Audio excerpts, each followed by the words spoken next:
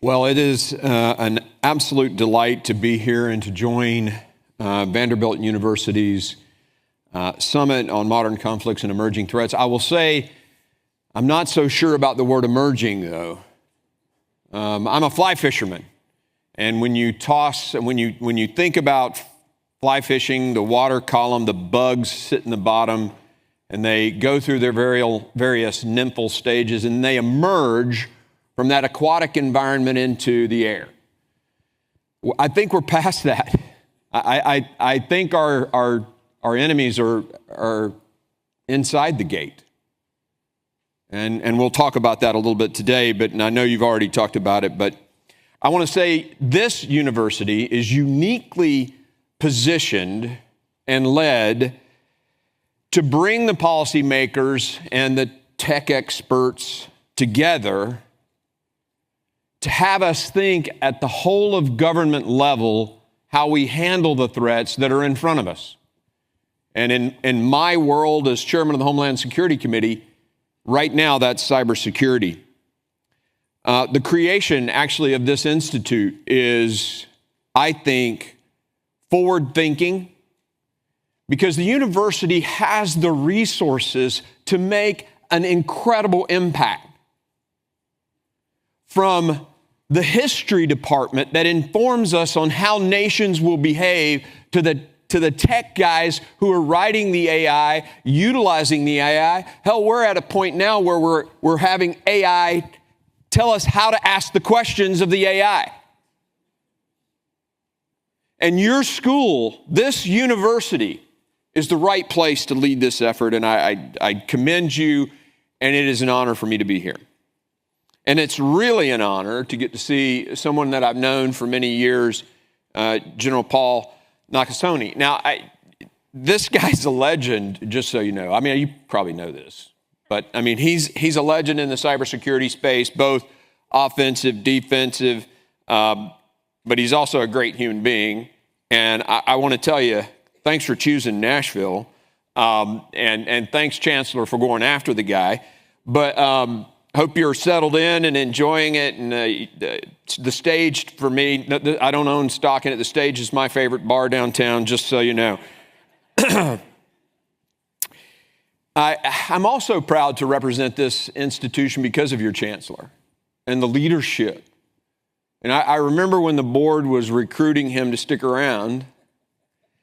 And I mean, it was a no-brainer for everyone. And I'm especially proud of his efforts to refocus institutions at this level back on the purpose of education.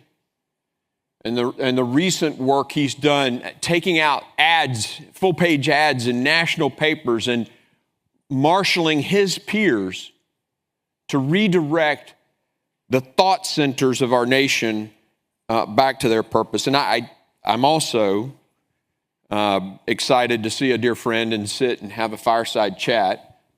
Although Nathan, I don't see the fire anywhere. But look, I've known this guy for a very long time, and we're not related, okay? But we're good friends. I think my staff just gets a chuckle out of when you come in and we're hugging and slapping each other. It's like, we are brothers from another mother, as the phrase goes. But it's good to see you. And thanks for what you're doing here. There are a lot of people that have to work to put on an event like this, so to all of you, thank you for doing it. Summits like this are critical. Because of what was just mentioned, the dialogue that occurs in between the sessions, that's the real value. Our world is in an incredibly dangerous place. And I would submit it's more dangerous than at any point in my lifetime. And I was alive when it was a bipolar world with the Soviet Union and the United States and the West pitted against one another. But the uncertainty of the moment we have in front of us today and where technology is and how it can be used against us is frightening. And I want to talk a little bit about history at the 100,000-foot level and what's gone on for a very long time. But if you go all the way back to the 30 Years' War, the Peace of Westphalia, which ended that war, created a paradigm in at least the Western world and most of the world about sovereignty and nations, but it also began what I like to use the term the polarity cycle. And that's where after a massive war, you have exhaustion of the various nation states. They come together, they make agreements that become this legitimacy phase based on those agreements, and everybody's equal. And if you look specifically at the way that peace treaty was held, they had this one room with 30-something doors so that each nation, regardless of the size of the nation, regardless of the power of their armed forces, would all enter the room at exactly the same time. That is an equality that occurs in the exhaustion phase after a massive conflict. But that doesn't last.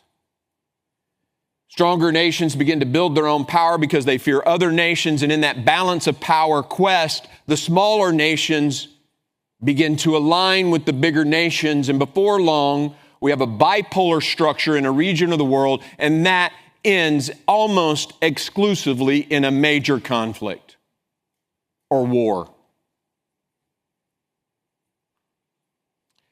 And that scares me to death. Because right now, we are in an alignment phase. We need allies. The unipolar moment is gone. And we need to educate our policymakers especially, but our businesses as well, our global institutions, that it's about allies. And I fear that we have leadership that doesn't understand the importance of having allies.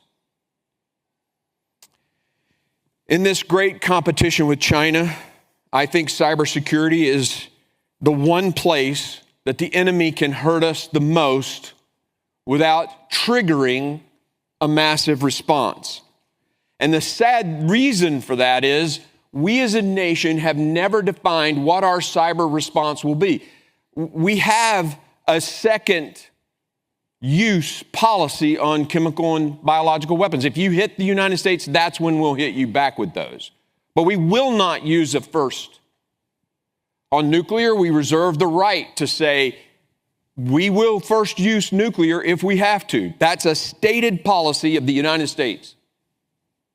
But if you hit us with cyber, we don't have published to the world a response strategy. And I think that is a failure of our leadership, and we got to fix that. I think one of the other failures that we're coming out of right now, something we're fixing now, is this notion that our private sector can defend itself. We protect our borders as a nation. We protect our ports. We protect our ships at sea. But for years, we thought in terms of cyber, the private sector has the responsibility to protect itself. And against nation states, that's a fallacy. And it is time for the federal government to step up and defend the cyber sovereign border of this country. You look at the attacks that have already occurred, and I mean, in terms of the enemy, China, that no one likes to call them an enemy, okay, great power, competitor, whatever word you want to use, the conflict is real. And we've missed some of the important things like if you've ever heard the DIME paradigm, diplomatic, informational, military, and economic warfare, right? So we missed a lot of this for decades. The economic warfare that stole the intellectual property from Motorola and put a multi-billion-dollar company out of business in the cell towers business.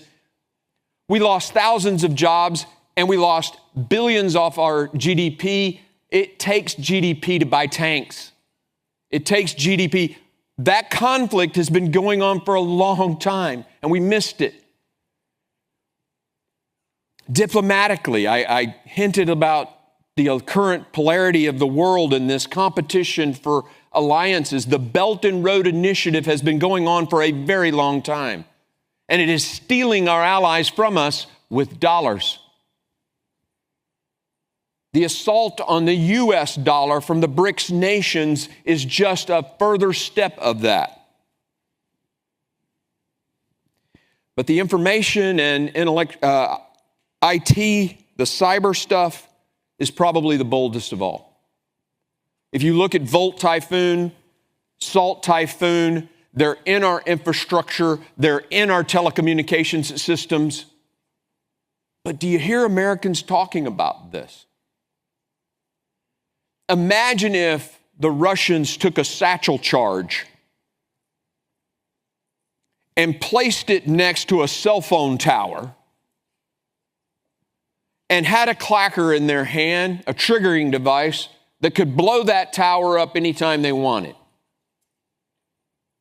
But with China still in our telecommunication systems, that's exactly what we have.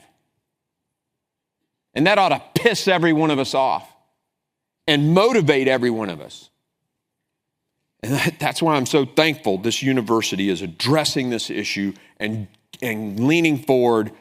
We've got to get the rest of America awake on the threats that are out there. But it's not just with cyber, great power competition. There's criminals out there. The Change Healthcare ransomware attack took 1/3 of Americans' personal, sensitive data and put it on the dark web. I mean, it's time to act. Well, let me tell you a little bit of what we're trying to do in my lane. When I took over as the chair of Homeland Security, I sat down and said, okay, what are the big issues? The southwest border was the 25-meter target at that time. We had all sorts of people coming across the country. I asked the FBI director, can you assure me that Hamas is not in that? And he said, no. The gangs, the cartels, the fentanyl that was mentioned earlier, killing thousands, hundreds of thousands of Americans, that was my 25-meter target. But that's been addressed with executive orders. The next most important thing in front of me is cybersecurity. And as we sit down and look at what Ken Green and the Committee of Homeland Security do, well, we can address 3 critical problems. And the most pressing issue I see in cybersecurity is solved by this university and others like it. And that is the workforce shortage. 500,000 empty jobs, cybersecurity jobs in America right now. I asked FBI Director Ray, I said, Director Ray, tell me about your staffing and how you stack against China in this space. And he said, Chairman Green, if I took every single cybersecurity expert I had and put them on the China desk, I'd still be outnumbered 50-1. The cybersecurity workforce shortage of 500,000 people is our nation's, as far as I'm concerned, #1 issue. And so we passed a piece of legislation to create an ROTC-like program that would pay for kids and adults to go back to school, get a cybersecurity degree, and you pay back the obligation by working for the government. And we're doing something unique despite the fact that it's federal dollars. We're going to let you pay it back at the state and local level too, and the tribal level. Why? Because it's the state and local level, especially the local level, that's probably the weakest link. I think our second biggest challenge that I can address that's in my lane is harmonization on compliance. Right now, the federal government has all of these requirements for compliance that keep companies, universities, state and local governments from actually doing cybersecurity. And the efforts are duplicative. They're oftentimes contradictory. And many of them just simply don't make sense. The SEC came out with a ruling, and there's just a department, in the government that decides it wants to do something well-intentioned, and if you get hacked, you have to report within 4 days. And I don't know what the exact time frame to detection and fixing, getting the patch in place is. There's a debate about this. If you ask Nikesh at Palo Alto or you ask the Avanti guys, everybody's got a different opinion. But it's more than 4 days. So the SEC is mandating that all the businesses in America report, hey, the door's open. Come on in. We haven't gotten it fixed yet. It's stupid, bureaucratic. I mean, Ronald Reagan had it right. The government's the problem. So we have got to get in there and synthesize and harmonize all these requirements. CISOs are saying that they're taking 70% of their time to meet compliance requirements. So one, we want to define what is compliance, what's it supposed to look like, what do we need to be asking, what are we asking we don't need to ask. Define that, and then let's do it with AI. Why do we need to have people checking a box for cyber compliance? Nikesh, build a continuous monitoring system that checks all that.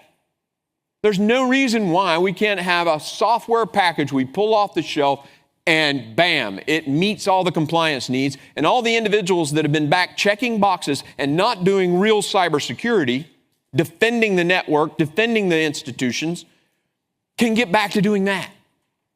So that's my second biggie. My last one, my third, is a little more difficult.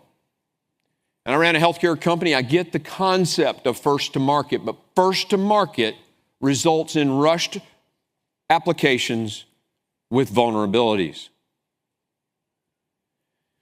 It just does. Businesses don't want to, I know the president of Microsoft. We don't want to talk about all this, Apple, but it does. We've got to figure out how to reverse that economic model and ensure that when software, applications, other things hit the market, they're safe and they're not going to create a vulnerability. And there's another economic model we got to fix, and that's the $3,000 laptop, a bottle of Mountain Dew, and a kid in Russia getting a $5 million payoff with a ransomware attack. And these are the hard ones, right? This economic model piece is the hard one.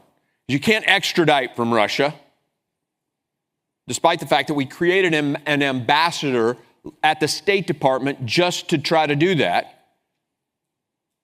These are the tough ones to tackle, and I welcome your ideas on how we can address the first-to-market economic model, and how do we fix that? And we've got some courses of action that we're looking at, but this is where I need thought leaders to help us. And then, ideas on the ransomware piece. What do you think about just outlawing ransomware payments and a government fund that helps rebuild your system? And we'd only probably have to do it a couple of times, and then the ransomware attacker isn't getting a payoff. I don't know if that's the right course of action. But these are the kinds of things we got to think about if we're going to take on an enemy that is resourceful and never sleeping. And that's where we are in the world today, whether it's China or whether it's a criminal who wants a payoff. I thank you as a university and the leaders of this university for holding this summit. Having these kinds of dialogues, getting into the nuts and bolts of it all, or digits and electrons, is what we have to do. This is critical. And I hope you'll make new friends here today. And I see a bunch of people in the room that are friends of mine. Let's keep this dialogue going, and let's make sure this nation is truly defended, our institutions are truly defended, and that we're resilient, and that, quite frankly, we're here as a country 50 years from now. Thank you.